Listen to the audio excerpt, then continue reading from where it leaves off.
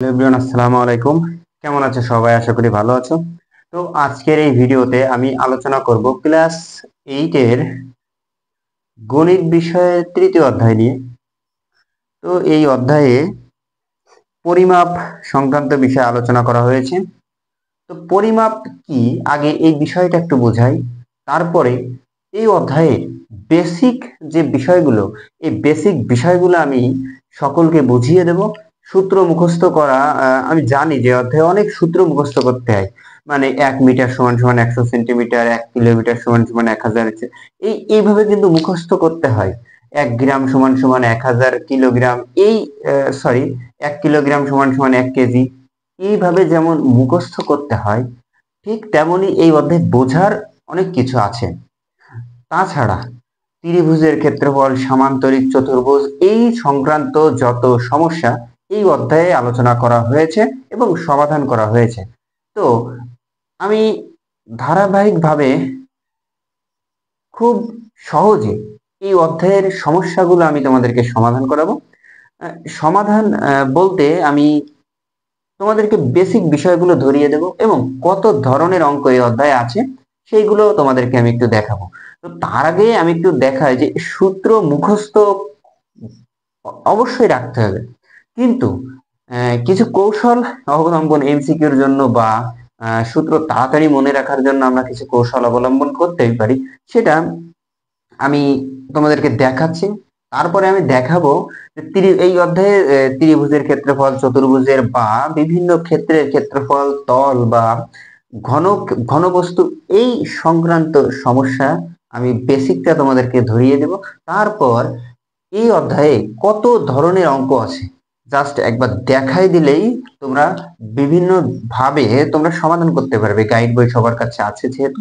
তো তার আগে আমি দেখো এখানে একটা ধারাবাহিক ভাবে, যেটা আমরা ছোটবেলা থেকে কিন্তু 5-4 এখান থেকে শিখে আসছি, কিন্তু এটা যে kilo, hecto, deca, metre, deci, centi, millimetre. তো এটা হচ্ছে kilometre, hectometre, decametre, decimetre, sorry, kilometre, hectometre, decametre,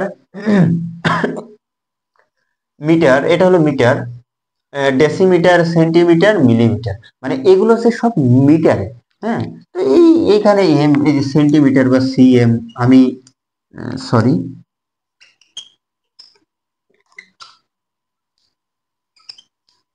ও সরি সরি, এখানে সেন্টিমিটার সিএম দিলেও হচ্ছে, ডেসিমিটার এম, এম, মানে এটা হচ্ছে কিলোমিটার, এখানে সব মিটার, এটা বোঝাচ্ছে। ঠিক আছে, তো কি বোঝাচ্ছি আমি আসলে এটা দিয়ে?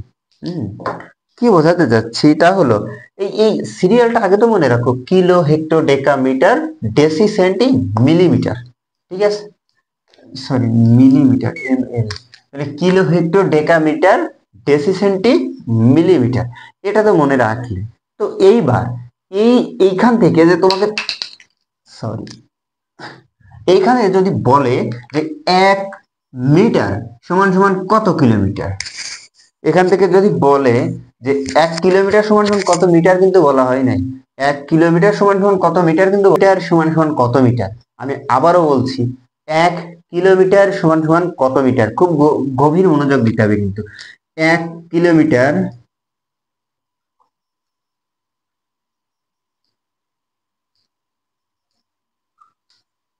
1 কিলোমিটার সমান সমান কত মিটার বলেছি, তাই না? তাহলে একটা বিষয় খেয়াল করো তো, আমি বলেছি 1 কিলোমিটার, কি কিলোমিটার, তাহলে কিলোমিটারের নিচে 1 দিলাম, কোন পর্যন্ত? কি কি বের করতে বলা হয়েছে? মিটার পর্যন্ত। তাহলে মিটার পর্যন্ত তুমি শূন্য বসাই দাও, তাইলে হয়ে যাবে 1 মিটার, 1 কিলোমিটার সমান সমান 1000 মিটার। তারপরে আমি যদি বলি যে 6 কিলোমিটার সমান সমান কত মিটার, একইভাবে কিলোমিটার থেকে শুরু হবে, মিটার পর্যন্ত শূন্য বসাই দেবো, তাই তো? এটা হলো একটা অভিনব সহজ উপায়।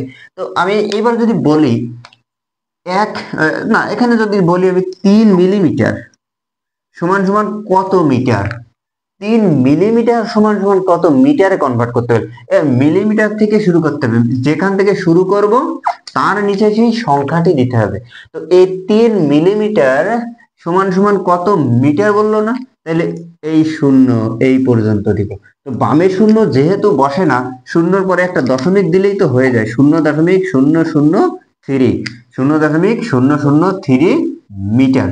তো এই একইভাবে যদি আমি বলি যে 3 সেন্টিমিটার সমান সমান কত কত মিটার, আচ্ছা 3 ধরলাম আমি, 3 সেন্টিমিটার সমান সমান কত মিটার।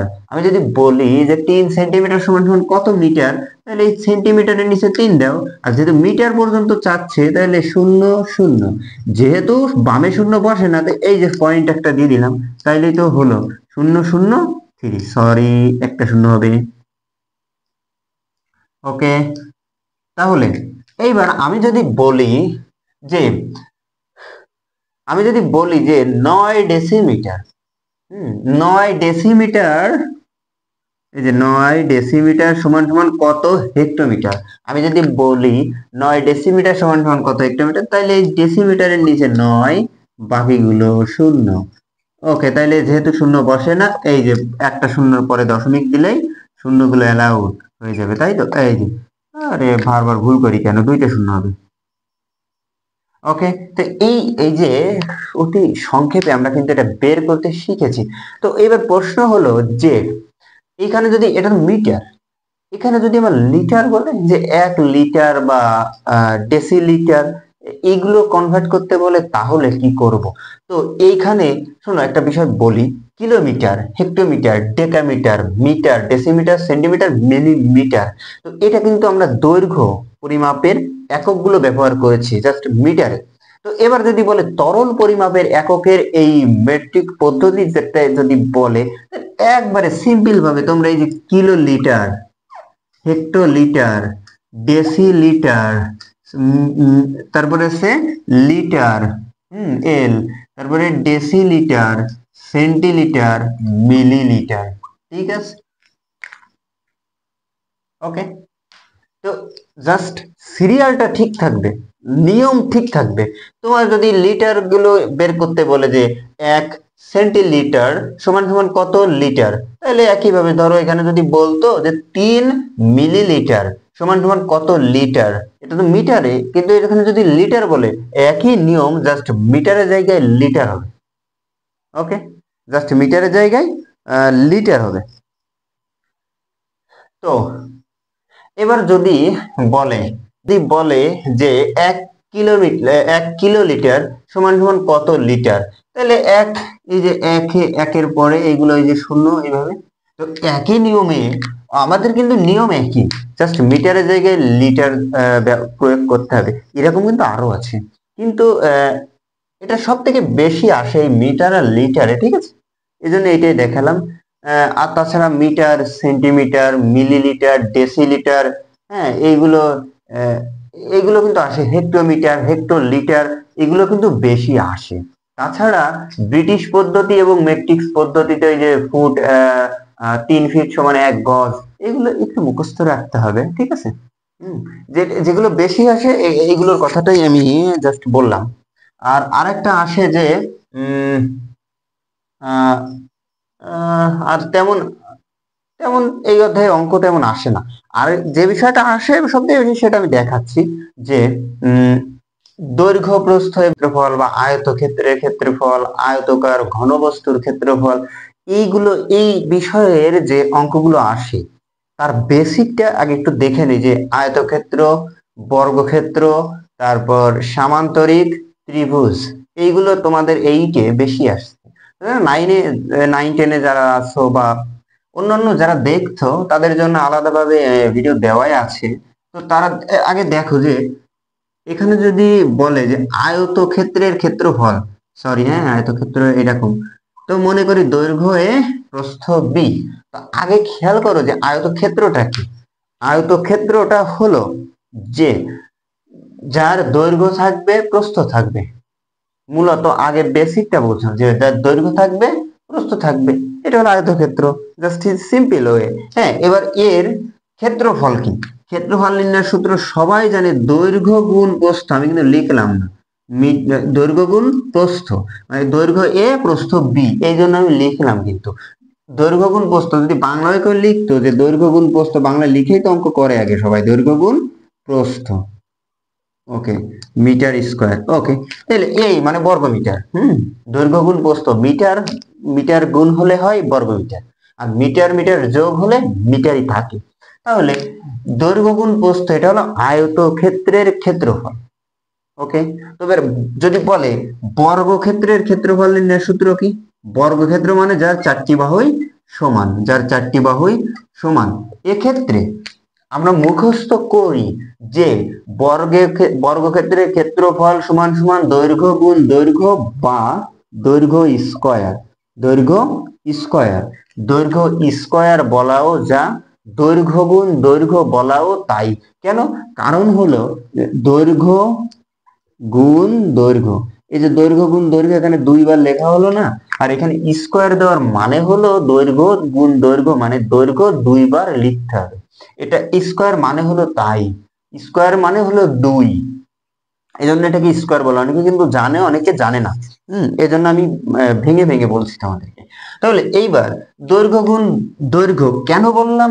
কারণ একই, এইটার দৈর্ঘ্য গুণ প্রস্থ যা, এটা দৈর্ঘ্য গুণ প্রস্থ তাই, কিন্তু এটা যে এইটা আর এইটা যে সমান, এইটা আর এইটা যে সমান, এই কারণে বলা হয় দৈর্ঘ্য গুণ দৈর্ঘ্য। কিন্তু আসলে দেখো সিস্টেমটা একই না, দৈর্ঘ্য গুণ প্রস্থ, দৈর্ঘ্য গুণ প্রস্থ, বিষয়টা সেরকম।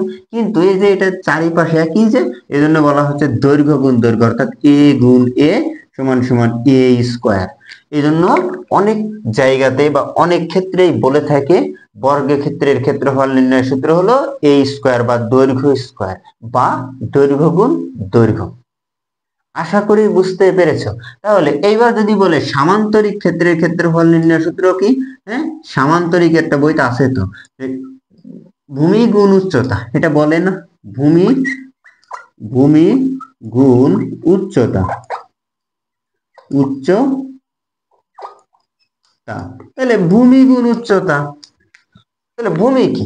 ভূমি উচ্চতা কি? উচ্চতা এই, তো বিষয়টা একই না। দৈর্ঘ্য গুণ প্রস্থ, দৈর্ঘ্য গুণ প্রস্থ বা দৈর্ঘ্য গুণ দৈর্ঘ্য, এটাও তো তাই হলো, দৈর্ঘ্য গুণ উচ্চতা, ওই সরি ভূমি গুণ উচ্চতা, আচ্ছা নামটা পরিবর্তন হলো, যে ভূমি গুণ উচ্চতা, নামটা পরিবর্তন হলো ভূমি গুণ উচ্চতা। আশা করি বুঝতে পেরেছো। তাহলে এইবার এখানে যদি বলে পরিসীমা, কারণ এটা আমাদের এই ধরনের অঙ্ক সব থেকে বেশি আসে এবং পরিসীমা আসবে, পরীক্ষা আসবে, এই অঙ্কগুলো এই সব দিয়ে পরীক্ষা সবচেয়ে বেশি অঙ্ক আসবে এবং টিকও আসবে, ওকে। তাহলে এইবার পরিসীমা যদি বলে, তাহলে আমরা কি লিখি? 2 ইন্টু দৈর্ঘ্য যোগ প্রস্থ। আমি বোঝাচ্ছি যে কেন আমরা লিখি, দৈর্ঘ্য যোগ প্রস্থ কেন লিখলাম। আগে বোঝো যে পরিসীমা মানে, সরি আগে বলে নি যে ক্ষেত্রফলটা তো বুঝলাম আমরা, কিন্তু ক্ষেত্রফল মানেটা কি? ক্ষেত্রফল মানে হলো এই যে সামান্তরিকের ক্ষেত্রফল মানে হলো সামান্তরিকের ভেতরে কতটুকু জায়গা আছে, এটাকে বলা হয় ক্ষেত্রফল। আর ক্ষেত্রফল অর্থ কি? ক্ষেত্রফল অর্থ হলো সেই ক্ষেত্রটার ভেতরে আয়তক্ষেত্র হোক, বর্গক্ষেত্র হোক, ট্রাপিজিয়াম ক্ষেত্র হোক, যে ক্ষেত্র হোকই না কেন, ত্রিভুজ ক্ষেত্র হোক, যাই হোক না কেন, সব এই তার ভেতরে কতটুকু জায়গা আছে এইটাই বোঝানোর জন্য, এই মানে এইটাই পরিমাপ করার জন্য ক্ষেত্রফল লাগে। ক্ষেত্রফল মানে হলে ভেতরে কতটুকু জায়গা আছে, সেটা ত্রিভুজ হোক, যাই হোক, ত্রিভুজেরটা দেখাচ্ছি, সেটা যাই হোক, ঠিক আছে। তাহলে এবার পরিসীমা মানে কি? পরিসীমা মানে হলো এই যে চারটা বাহু, এই চারটা বাহুর যোগফল, চারটা বাহুর যোগফল। তাহলে এই চারটা বাহু যোগ করে যা হবে সেটাই হবে পরিসীমা, সেটাই হবে পরিসীমা, পরিসীমা, ওকে। তাহলে এই চারটা বাহু যোগ করো তো দেখি কি হয়। এ যোগ, মনে করো দৈর্ঘ্য তো এই পাশে হয়ে, এই পাশে বি, এই পাশে কি হবে? বি। তাহলে এ যোগ এ, বি যোগ বি, তার মানে দুইটা এ আর দুইটা বি না, মানে দৈর্ঘ্য যোগ প্রস্থ, দৈর্ঘ্য যোগ প্রস্থ, দুই গুণ করার কারণ হলো এই যে দুই পাশে এই দৈর্ঘ্য দুই পাশে আর প্রস্থ দুই পাশে আছে, তাই দুই পাশে গুণ করা হয়, ঠিক আছে। আশা করি বুঝতেছো। তো এইবার বর্গের বর্গের যদি বলে যে পরিসীমা কত, তাহলে এটা যে এ যোগ এ, অনেকে কল্পনাই করতে পারে যে চারটি বাহুর যোগফল মানে তো এ যোগ এ যোগ এ, তাই তাই এটাই সঠিক, দৈর্ঘ্য যোগ দৈর্ঘ্য যোগ দৈর্ঘ্য যোগ দৈর্ঘ্য, এটাই সঠিক। তারপরে লেখে 4a, কারণ চারটি বাহুর গুণফল, এই 4 এ অনেকে লেখে কিন্তু, বা 4 গুণ দৈর্ঘ্য, বা বা 4 গুণ দৈর্ঘ্য, এটা কিন্তু অনেকেই লিখে, ঠিক আছে। তো চলছে কি, হ্যাঁ, তো এটা কিন্তু অনেকেই লিখে, ঠিক আছে। 4টি বাহুর যোগফল মানেই তো 4 এ, আশা করি বুঝতেই পারছো। তাহলে এইটাও তো তাই, 2 ইন্টু দৈর্ঘ্য যোগ প্রস্থ, বা 2 ইন্টু এটা সামান্তরিকের পরিসীমা। তো এই পরিসীমা মানে হলো 4টা বাহুর যোগফল, 4টা বাহুর যোগফল। তো আসো এবার ত্রিভুজেরটা দেখে আসো। তো ত্রিভুজের ক্ষেত্রফল নির্ণয়ের সূত্র হলো, ত্রিভুজের ক্ষেত্রফল নির্ণয়ের সূত্র হলো হাফ ইন্টু ভূমি গুণ উচ্চতা, হাফ ইন্টু ভূমি গুণ উচ্চতা, হাফ ইন্টু ভূমি গুণ উচ্চতা, ঠিক আছে। তো হাফ ইন্টু ভূমি গুণ উচ্চতা। তো হাফ কেন হলো তো বুঝতেই পারছো এবার, হ্যাঁ। তা হাফ ইন্টু ভূমি গুণ উচ্চতা, ওকে, আশা করি সবাই বুঝতেই পেরেছো। তো এটার পরিসীমাও কি হবে তাইলে, এটার পরিসীমাও হবে ওই 3টি বাহুর যোগফল। 3টি বাহু যাই দেওয়া থাকুক, যা দেওয়া থাকুক, ধরো এখানে এ বি সি, মানে মান 3 রকম আছে, তাও ওই এ বি সি হবে পরিসীমা। এ বি সি মানে যোগ করে 3টা বাহুর যোগফল, এই যোগ করে যেইটাই হবে এটাই হবে পরিসীমা। তো যে ক্ষেত্রটাই হোক না কেন, ক্ষেত্রফল মানে ওর ভেতরে কতটুকু জায়গা আছে, এবং পরিসীমা মানে তার 4টি বাহুর যোগফল। আশা করি এই পর্যন্ত এইটা হলো এদের বেসিক। এবার বেসিকটা জানা হলো, হয়ে গেল, ভালো হয়েছে। কিন্তু এইবার এই অধ্যায়ে কত ধরনের অঙ্ক আসবে, হুম, এই অধ্যায়ের কত ধরনের অঙ্ক আসবে তা আমি তোমাদেরকে দেখাচ্ছি। দেখো একটা শীট দেখায় তোমাদের, এইখানে কিন্তু আছে, হুম, যে প্রথম অবস্থায় এখানে বলবে দৈর্ঘ্য প্রস্থ উচ্চতা বের করতে, প্রত্যেকটা অধ্যায়ের এখানে এই শীট আছে যে কত টপিক অনুযায়ী ভাগ করা আর কি। তো কোথায় 3 অধ্যায়, এই যে 3 অধ্যায়, তো এই 3 অধ্যায়ের অঙ্কগুলো আছে, আগে দেখি যে কত ধরনের অঙ্ক আছে। 4 থেকে 5টা টপিকের অঙ্ক আছে। এই টপিক গুলো কি, টপিক গুলো হলো এই যে দেখো, ভালো করে দেখো, যে প্রথমে দৈর্ঘ্য প্রস্থ উচ্চতা বা ক্ষেত্রফল এই নির্ণয় করতে বলবে। মানে বলবে যে দৈর্ঘ্য প্রস্থ দেওয়া আছে, ক্ষেত্রফল কত, দৈর্ঘ্য প্রস্থ দেওয়া আছে, ক্ষেত্রফল কত। তো আমি একটা একটা করে অঙ্ক আমি দেখাচ্ছি, তার আগে আমি একটু বলি। দৈর্ঘ্য প্রস্থ উচ্চতা আছে, উম এর দেওয়া আছে ক্ষেত্রফল কত, পরিসীমা কত, এই তারপরে এই এই জাতীয়। ও, তার আগে আর একটা বিষয় তো থেকেই গেল, এটা তো বলা হইলো না। এটা হলো যে এবার যদি ঘনবস্তুর কথা থাকে, ঘনবস্তু, ঘনবস্তু মানে কি, আগে একটা ঘনবস্তু দেখে আঁকি। হ্যাঁ, এই যে এটা ধরো একটা ঘনবস্তু,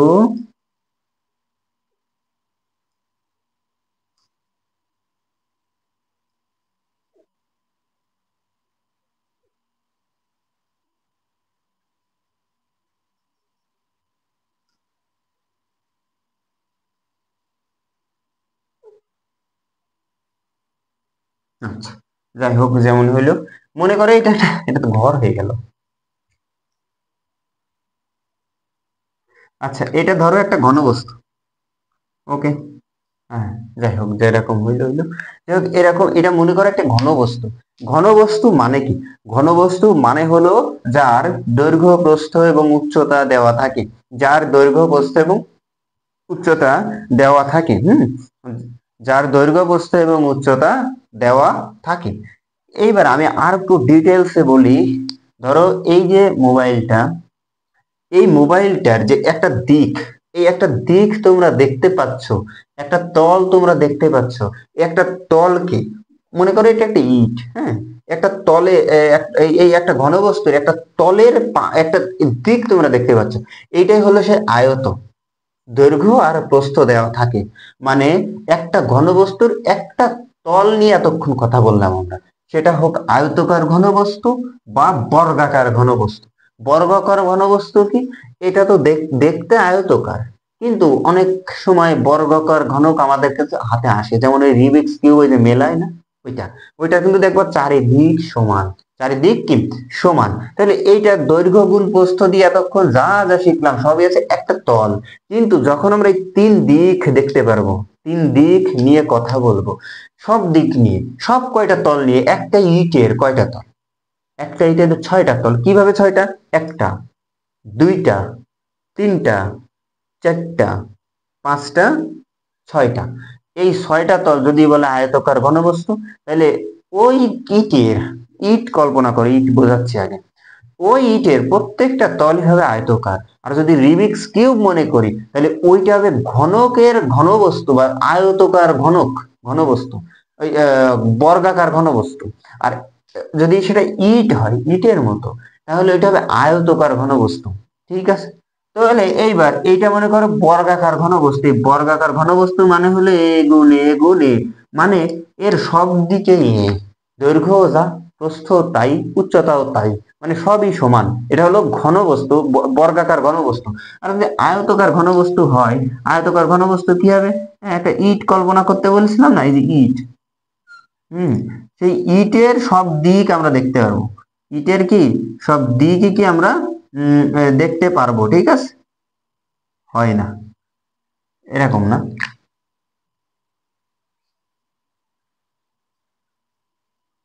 ওই একটা ইটের সব দিক কি আমরা হ্যাঁ, দেখতে পারবো। ঠিক আছে,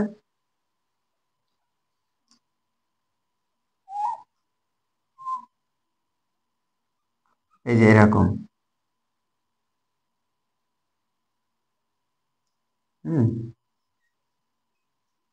মানে হলো এই ইটটার সব দিক আমরা দেখতে পাচ্ছি, একটা তল না শুধু, সব দিক, দৈর্ঘ্য আছে, প্রস্থ আছে, উচ্চতা আছে।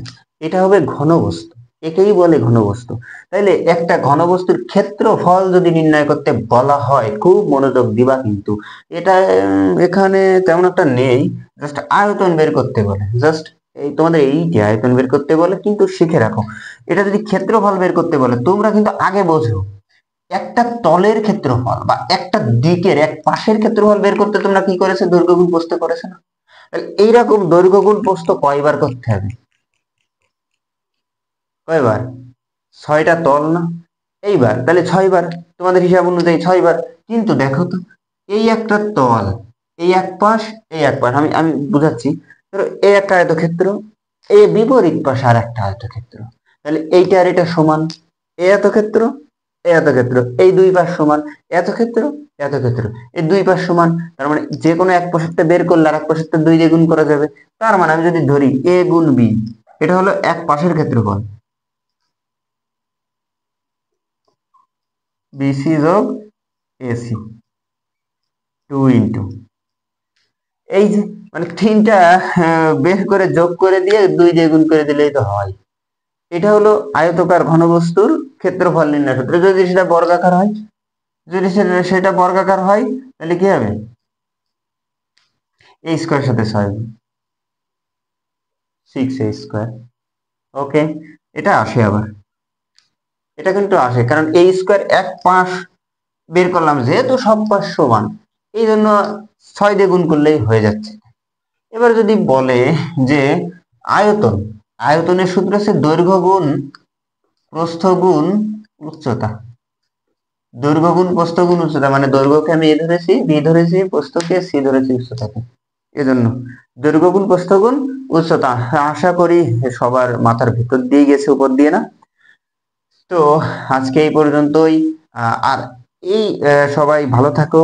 আর এর পরে আমি যেটা দেখাবো সেটা হলো এই অধ্যায়ের যে কিছু অঙ্ক আছে, এই অঙ্কের সব থেকে সহজ বা কঠিন যে অঙ্কগুলো, আমি জাস্ট একটু করিয়ে দেওয়ার চেষ্টা করব। তোমরা ভালো থাকো, সুস্থ থাকো।